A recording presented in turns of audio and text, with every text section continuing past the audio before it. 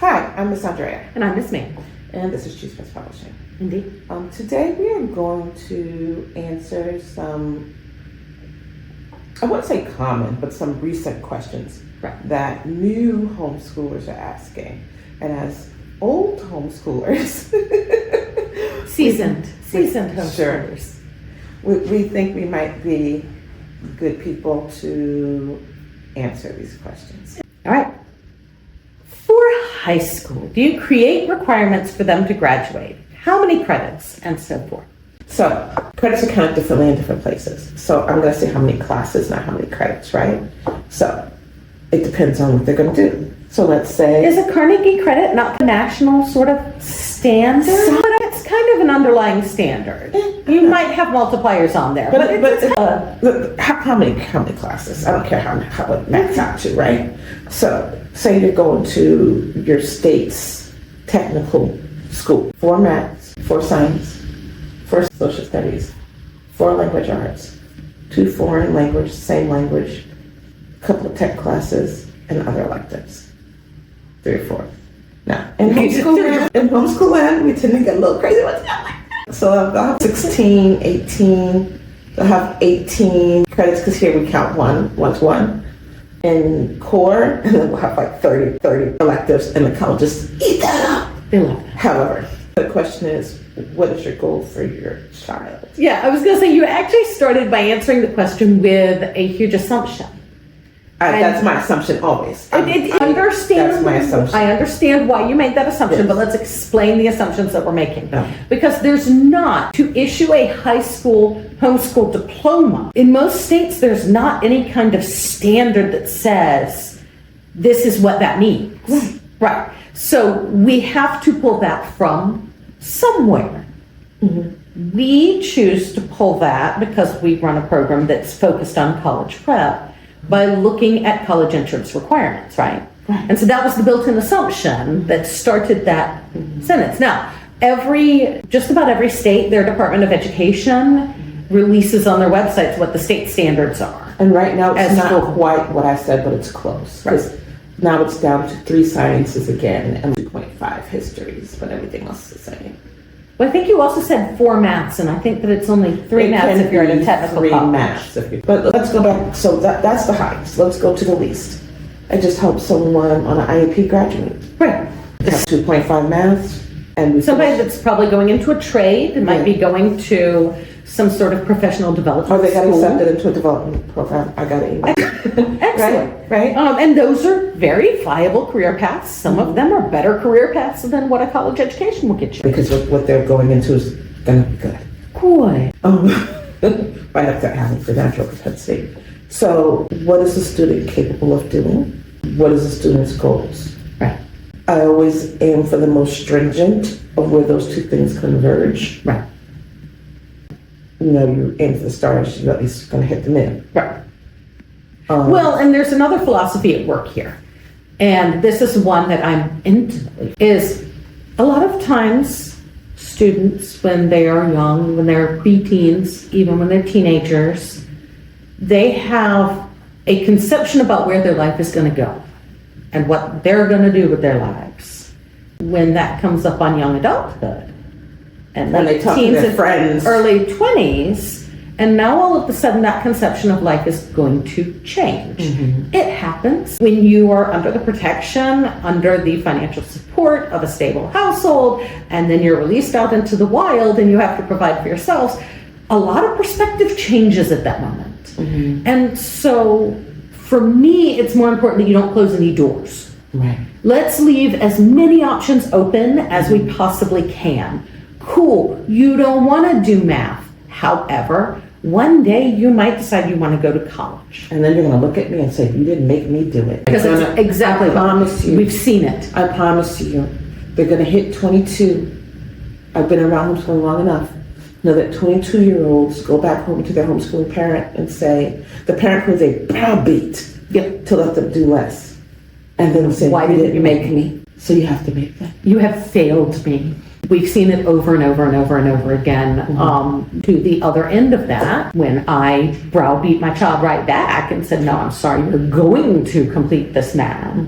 You're going to complete these things. I don't care if you're going to take the SAT. I don't care if you think you're never, ever going to college. And why would you do that? It's a waste of your time. It's a waste of your money. And it's ridiculous. You're going to have those things. And he's starting school at Oglethorpe in 21 days. Right. Because 3 months after graduation, he said, oopsies, I think I want to go. So let's do that. Let's look at what your state requirements are, look at the colleges your student is aiming for. You just Google name of the high school requirements. And honestly, for homeschoolers, and if you type in homeschool requirements, when you get to the Ivies, they say wild stuff. Just be real good at something. But they still have to do certain score on the SAT. They do. So educate them toward that. Which Make means sure that they can 3 to 4 maths. Yep. And 3 to 4 language arts and Make sure that they can get a decent score on the SAT. Have them sit for it, whether they want to or not. Almost every state, even the states that are super lax on homeschooling, requires some level of standardized test. By the time you get to 9th grade, that standardized test can be the SAT or the ACT. Well, a lot of states have waived, and so a lot of people have avoided the SAT because they started waiving the SAT in 2020. But a lot of them are picking it back up and requiring it this year, but the last couple of years, just because they waived it didn't mean they didn't look for the score, and if your score wasn't there, your paper went on the bottom, so you got accepted last. Right. So You'd still get in. just think an SAT. It's a great way to fulfill your state mandated standardized testing. It No one helps. wants to be waitlisted because they were afraid to take a test. Right. And it does give some kind of reference point on college readiness. It does. It's very clear, and the AC, it explains to you precisely, and it's really good for kids to take it because it explains to them exactly what their readiness is and what's missing. I love reading the SAT results. The ACT results. It's really good. That's very reasonable. But so, as Miss Andrea said, if your child has ambitions, then you want to go and look at the school that your child has ambitions for. If your child has no ambitions for going to college, which is fine, that's very reasonable. They're going to go into a trade. They're going to get an apprenticeship with an HVAC company. Cool. Still, for your requirements, pick your standard public school for your state. And use those as your goalpost, because they may decide that being on the roof of a commercial building installing HVAC in 100-degree weather isn't really their cup of tea after they do that for a couple of years, and they still may decide that they want to go back to college. And I've known a lot of adults, my contemporaries, who had to go back and either get a GED or pull together just enough that they could get into tech school and get an associate's so that they could get continuing education later. Not because they didn't have the education, because their parents didn't maintain the records, so they couldn't prove to the colleges that they had the education that they had. So here's what you need to do, regardless of what you do, document. When they graduate, they need a portfolio done. If you don't know how to do a portfolio, comment below. I do portfolios, and I won't charge you an arm and a leg, but you've got to have that portfolio, and it needs some kind of test score attached to it. Right. Even if they're not even going to community college, they can go to a community college and test in as if they're applying, Right. and get an AccuPlacer score, right? We need a portfolio, and we need a test score. Yep. So let's say all of that just sounded horrible and overwhelming. What is the least we can do to call our homeschooler graduated? Provided they are not IEP, provided they're just average student, algebra, geometry, one other math. Algebra 2, statistics, trig. Can be personal finance if you're not Can be. looking at a standard state. Definitely can be personal finance. Business finance is nicer. Right. Language arts, 4 years of reading and writing Which in that portfolio, you're going to have writing samples. from each year, so From that you can so you see can how see the their writing development. grew. Environmental science, biology, a little chemistry, or you can do astronomy, anything, but you need 3 sciences. Bare minimum is 3 and 3. Right. Well, no, language Except for arts, go to and 4. you really do. Always. Social studies. They actually don't even really require history per se. It's social studies. It's American history, world history A and B. Now it's world history A and B. Most schools offer it in 2 years. They offer it, but do they You don't have to take require both. So you it? can just take B, or you can just I was take, gonna say, if you a lot like of times- ancients, you can just take A. In the United States, it's American history and then one other history. Right. And then then a government class. Please take a government. That can be like a half credit of government and a half credit of economics. But yeah, something like that.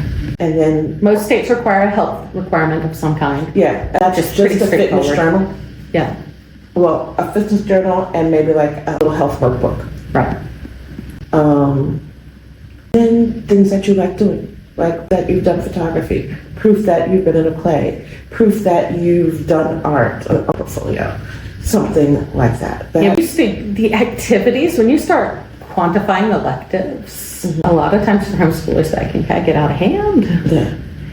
Number of credits my child graduated with. And some of these kids get mad. They're like, "You're monetizing my joy." Would you like to do more math, sir? All right, let me monetize your joy. But also, here's the Let me thing. keep track of everything you're doing. Documenting all of these electives when they do go to college, if that's the route that they want to go on, so you get scholarships. Yes. Because my child's on nearly a And we full have a track ride. record. We have a track record of I think our, that we're covering is like for over $4,000. for a year, 40,000 a year school. For 40,000 semesters. All right, so listen to us. And that's really because there were all of these electives and there had this documented story of the journey that my child had taken through high school was all about these things that they had done. So yeah, to answer the person's question, you do in fact create the requirements that Yes. you want to use Yes. to write that because you're the one signing the high school diploma. Yes. Yes, you create your requirements for graduation. The 2 primary places that you can start to develop what those requirements might look like are your state's Board of Education, because they're going to publish the standards for high school students, or college entrance requirements. We recommend the latter. Right. Make sure that when you are done educating them, you can hand them off to a college or as an intern somewhere. That don't leave them waving in the wind. Right. You need to be able to hand them over to their next level of training or work. Yeah. Okay. Do people consider playing in the backyard time spent outdoors, or is time spent outdoors considered hiking, playgrounds, etc.? If a tree falls in the woods, then no one's there to hear it. Did it fall? You answer it. So I'm judging. You are totally judging, but you know what? That's okay, because I want to judge it a little bit, but I really want to judge the underlying societal expectation that this question's kind of Okay. The reason that somebody would ask this question, I think, is a homeschool and homeschool influencer kind of expectation. Are you really doing the thing if it's not the thing?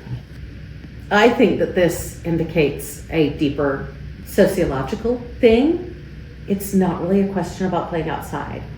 Because in your backyard, I assume that there's some sun, there's probably fresh air.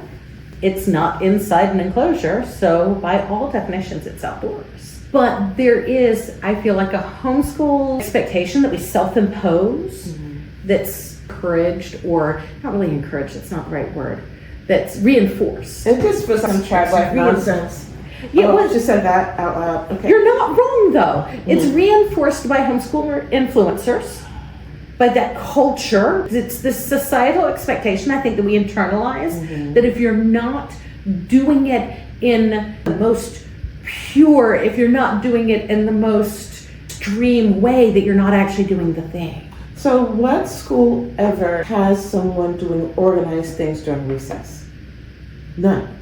So if your child's having a recess, let him go dig up snails.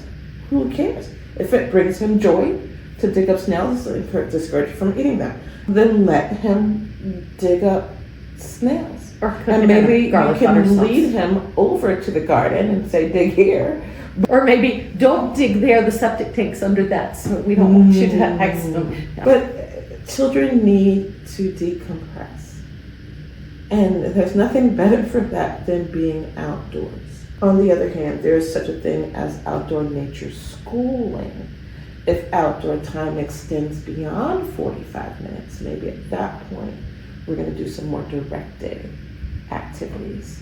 Or if that is your way as a parent of connecting with your child, of decompressing, if leaving the house provides you some kind of benefit that is relaxing, centering, focusing, if that's your jam, by all means, take the kids hiking.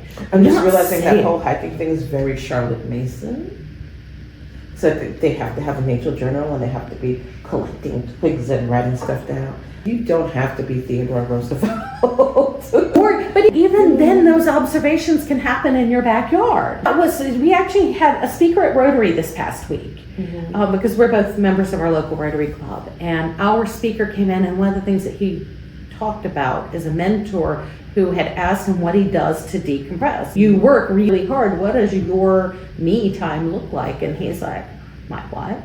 And so what the mentor directed him to do, he's like, you got a tree in your front yard? You got a folding chair? Go sit in that folding chair under that tree and come back tomorrow and tell me what you saw. And the first time that he did it, he's like, there was a tree. It had leaves. And the guy's going to do it again. And he said that it took him some time to get in the mindset of it. But then he started taking pictures of cloud formations. He started watching the patterns of squirrels. And he started learning about the birds that were in his yard and all these other things. As a whole adult that just needed some time off from just grinding all the time every day. So you can still get those Charlotte Mason things in your backyard. That doesn't mean you have to go hike the Appalachian Trail to do it. But as much as I am for documenting, something's got to be sacred. Sure. But I think that you can do that. I There's think a that there's balance. a balance There's and a a blend. balance. I think you can go, all right, we're going to go do the nature journal. We're going to take a look at things and we're going to very carefully study this moss today. I have a weird catch. moss fetish. Or you could be playing catch. Or the child could just be running up and down the street screaming.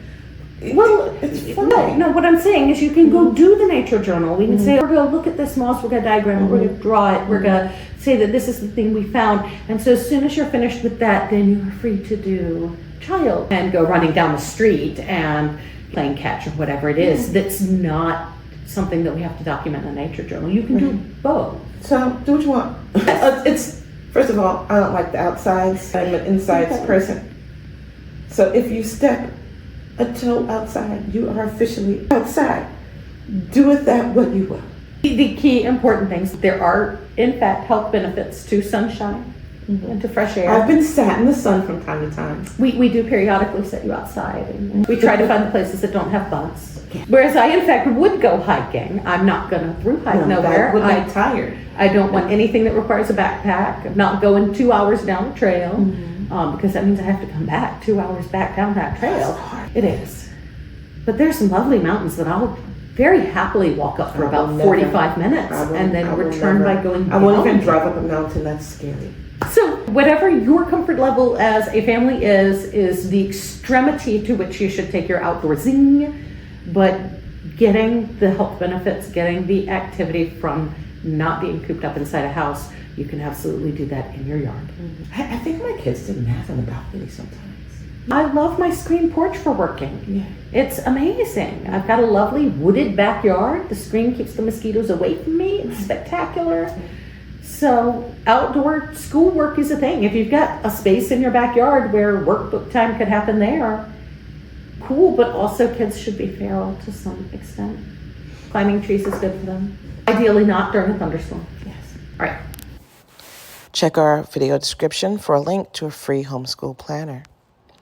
Should you need help creating a homeschool portfolio or preparing college applications, that planner will also have contact information.